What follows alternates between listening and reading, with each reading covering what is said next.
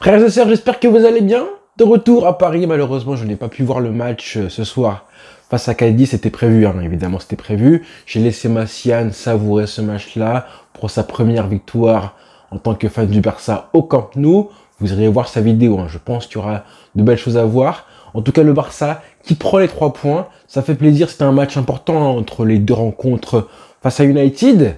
Il fallait absolument gagner avec la manière, l'équipe remaniée, avec les blessés, les suspendus. On avait tous peur du match piège, hein, on va pas se mentir.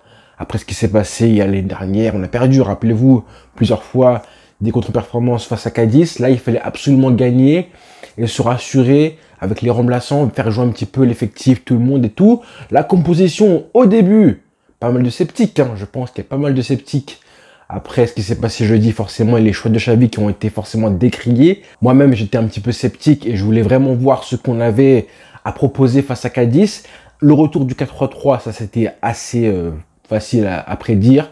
Un 4-3-3 efficace, mais un 4-3-3, je trouve intéressant parce que beaucoup de joueurs ont vocation au jeu direct.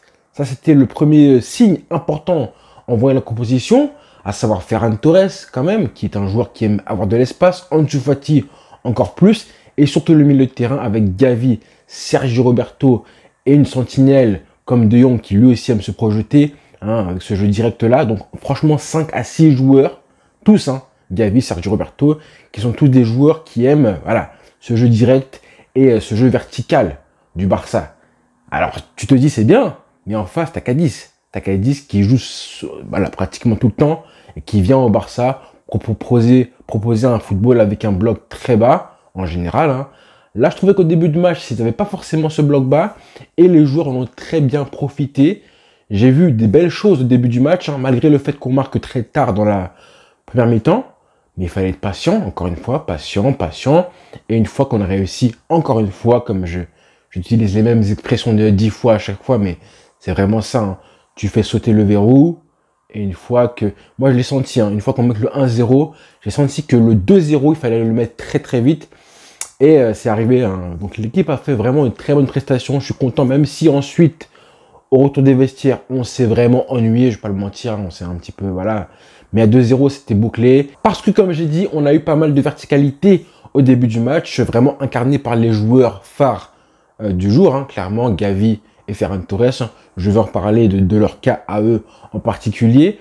Mais pas mal de joueurs, plusieurs joueurs ont proposé ce jeu vertical, ce jeu rapide en première intention qui déstabilise l'adversaire. Il fallait forcément un joueur clé dans le centre du terrain, dans les petits espaces. Ça a été Gavi, hein, dans ce rôle où il a joué côté droit, hein, le petit coup tactique de Xavi, un petit peu dans le rôle de Pedri récemment, même si là, comme on joue à un 4-3-3, forcément, c'était pas forcément le même rôle. Il y avait pas mal de scepticisme aussi sur Sergio Roberto qui a fait un très bon match. Il fait un but et une passe décisive, quand même, hein, mine de rien, même si le but est un peu chanceux, il faut la mettre. Hein. Et c'était un moment du match où, malgré les bonnes choses qu'on faisait, devant les buts, ça manquait d'efficacité, on faisait un petit peu n'importe quoi. Ferran Torres, il fait une mi-temps incroyable, mais devant le but, ça manquait un petit peu de précision. Ansu Fati, je vais en parler de lui, et Lewandowski aussi, ont eu du mal à prendre confiance dans le dernier geste. Mais une fois qu'on a réussi à marquer ce but-là, tout simplement, la confiance est arrivée et on a déroulé. Mais vraiment, j'insiste hein, sur le jeu vertical des joueurs. Hein, et que ce soit, j'ai parlé des milieux de terrain et les attaquants, mais ça a été aussi le cas pour Eric Garcia et Christensen, qui eux aussi ont proposé des percées hein, plusieurs fois, balle au pied. Et ça, c'est essentiel. Hein, c'est vraiment essentiel. J'espère que c'est une consigne tactique. Et ça ne me surprendrait pas que ce soit Xavi qui ait demandé, qui ait mis en plus 2 joueurs qui sont très à l'aise balle au pied. C'est pas un hasard non plus. Hein. Face à ces équipes qui sont très bas, qui sont regroupées très bas, forcément, il faut que tes lignes cassées soient cassées aussi par tes défenseurs centraux, que ce soit Christensen, balle au pied. Là, ça y est, hein, ce mec-là, pour moi, il est trop fort. Il est trop fort. C'est vraiment un match de crack qu'il a fait défensivement et offensivement, les deux. À chaque fois, on ne prend pas de but, certes, on aurait pu en prendre un, parce que Cadiz a fait quand même un bon match. Franchement, à la fin, il méritait de marquer. Mais le clean sheet aussi, c'est en grande partie Monsieur Christensen qui le fait ce soir, dans ses interventions. Défendre aussi haut que ça, et ben ça ne le dérange pas du tout. Vraiment, on voit que quand il faut faire les courses vers l'arrière, il est présent. Au duel, même s'il est en retard, il est présent aussi. Il est très propre. Hein. Je sais pas combien de cartons il a pris cette saison en Liga, mais il est vraiment très très propre.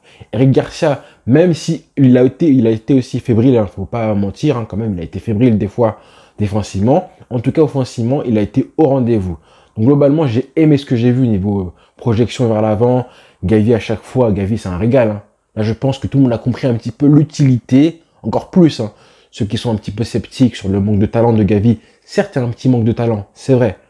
Mais son rôle dans l'équipe, son rôle dans le collectif, c'est incroyable. Hein. Que ce soit offensivement, ce qu'il apporte, la projection, balle au pied, hein, le changement de rythme qu'il a à chaque fois. Quand l'équipe veut un petit peu accélérer d'un coup, ben c'est lui qui était un petit peu, entre guillemets, le leader à ce niveau-là. Surtout avec un milieu de terrain qui n'a pas forcément la projection et la qualité technique pour conserver le ballon, faire des possessions en U comme on fait d'habitude, là, où des fois on s'ennuie un petit peu. Là, on a un mec qui prend des risques. En fait, sa nature à lui, Gavi, c'est prendre des risques. T'es un joueur pilier. Certes, il n'est pas encore terminé physiquement. Il a un physique un peu frêle. Je pense que dans 2-3 ans, il sera quand même encore plus costaud sur ses appuis. Hein. Mais en tout cas, il se donne, il se bute. Et voilà. Et peu importe avec qui il joue en plus. Hein. Même s'il joue pas avec Pedri, même s'il joue pas avec les joueurs avec qui il joue d'habitude. Côté gauche avec Balde en plus. Là, on l'a mis côté droit. Et il s'est débrouillé comme si de rien n'était. Avec en plus une collection avec Ferran Torres qui a fait un match de crack.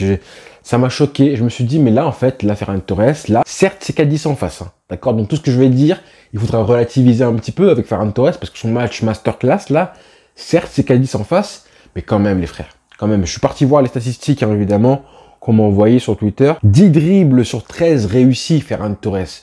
Honnêtement, 10 dribbles sur 13 réussis, c'est énorme. Hein. Et je reprochais à Rafinha de ne pas savoir dribbler alors que c'était un Brésilien. Là, Ferran Torres vient de montrer, je ne connaissais même pas cette palette technique et cette capacité à dribbler, à éliminer. Chez Ferran Torres, il s'est régalé de crochets, de bonne inspiration.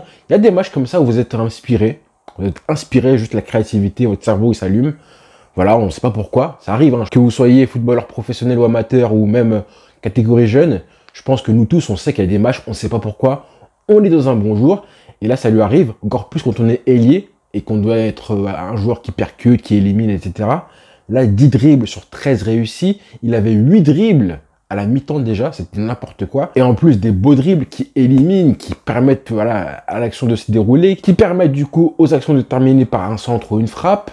Le premier but, c'est lui qui le fait tout seul, pratiquement Ferran Torres. Oui, les frères, il existe un monde où Massian a vu un match où Ferran Torres a fait un grand match, une masterclass, et Sergio Roberto a marqué. C'est incroyable. Et je parle même pas de 15 duels gagnés sur 21. 15 duels gagnés sur 21. Quand vous êtes ailier, c'est un ratio énorme. Parce que voilà, ailier, c'est un poste où tu prends des risques, où il faut prendre des risques. Donc franchement, Ferran Torres, homme du match, mérité. Là, ça se demandait, est-ce qu'on va mettre Ferran Torres titulaire face à United? Là, c'est un peu le problème. Mais bon, c'est Cadiz en face, donc on va relativiser. Mais il faut savoir aussi profiter des joueurs qui sont en confiance. Ça, c'est important. Encore plus avec les suspendus, les absents. T'as envie de dire, tu pourrais le faire jouer avec Rafinha, les deux ensemble. On en reparlera évidemment, mais bon. Si c'est pour ça, ça veut dire que Ferran Torres serait côté gauche, alors qu'on en a vu aujourd'hui que côté droit, il peut être très fort. Dans les dribbles arrêtés et les dribbles en mouvement avec de l'espace. Dans les deux cas, il était très bon. Donc j'ai envie de dire, pourquoi pas le mettre titulaire? À voir. Parce que Rafinha aussi, il a aussi des repères et bousculer un petit peu, mettre de la confiance, de la pression sur Ferran Torres en le mettant titulaire, c'est pas forcément une bonne solution non plus.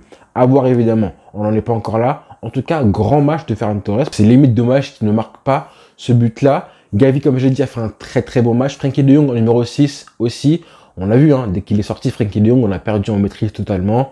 Et tu savais que le Barça avait de grandes chances de marquer 0 but ensuite quand il est sorti du terrain. Ça me fait plaisir de voir Lewandowski qui marque ce but-là parce que voilà, ça faisait un petit moment qu'il n'avait pas marqué au Camp Nou. Et puis c'est un but un petit peu, voilà, un but de numéro 9 qui lui fait du bien. Là, le ballon qui passe entre les jambes, ça fait du bien de voir Lewandowski comme ça marquer un but important. Il a été critiqué récemment avant le match face à United, alors qu'il a été critiqué récemment pour son manque d'efficacité, d'inspiration. Même au début du match, hein, ça se voit qu'il n'était pas forcément à l'aise dans ses déviations, dans le jeu non plus. Là, il marque ce but-là qui fera du bien, je pense. Et maintenant, il va être focus pour United parce que eux aussi sont en feu. Hein. Les Red Devils, ils sont en feu. Et côté déception, comment ne pas parler d'Ansu Fati? Ansu Fati, c'est un petit peu inquiétant parce que maintenant, c'est le dernier joueur du Barça qui manque de confiance. Là, on a Ferran Torres qui vient de prendre un boost énorme. Là, Ansu Fati, c'est compliqué. Il a essayé un bon début de match. Les 10-15 premières minutes étaient assez bonnes. Puis ensuite, il a commencé à déjouer. Peut-être qu'il a vu aussi, psychologiquement, ça joue aussi. Quand tu vois ton coéquipier de l'autre côté, Ferran Torres, qui fait un match de crack, je pense que lui aussi, ça lui a mis une petite pression qu'il devait faire aussi bien que Ferran Torres. Bah, du coup, au fil du match, ça s'est éteint progressivement. C'est dommage parce que voilà, il y avait de la place. Il a une action, même deux actions où il doit mieux faire que ça au niveau des frappes. S'il marque juste un but, je pense que ça lui aurait fait beaucoup de bien.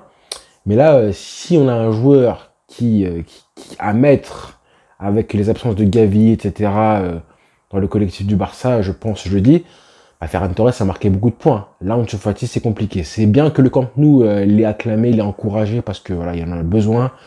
Et c'est dommage, parce que vraiment, il y avait moyen de faire beaucoup mieux que ça, et de prendre en confiance pour ce match-là. Sinon, Koundé a fait son match, Alejandro Balde aussi, même si Alejandro Balde, j'espère, j'attends un peu plus d'intelligence, de QI football. Des fois, il faudrait un petit peu plus lever la tête, prendre l'information, et voilà, pas te précipiter et faire le bon choix, parce que voilà, il faut allumer un petit peu le cerveau, voilà, pour pas être trop méchant, mais bon. Globalement, il a fait un bon match. Hein. Je veux pas être trop méchant avec lui. Ter Stegen aussi a fait un bon match, hein, globalement, même si voilà, les sorties, c'est bien d'en faire, parce qu'on t'a reproché de jamais en faire. Hein.